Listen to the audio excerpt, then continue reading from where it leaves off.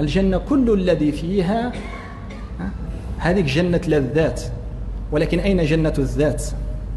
هذه جنة الثمار، ولكن أين جنة الأنوار؟ أعلى ما في الجنة ما هو؟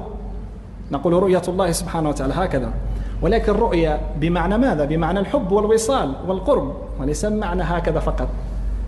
لهذا كان مقام الحبيب صلى الله عليه وآله وسلم هو مقام الحب. أعلى مستوى في المقامات القرب والحب، القرب والحب. كان قاب قوسين أو أدنى على معنى الحب.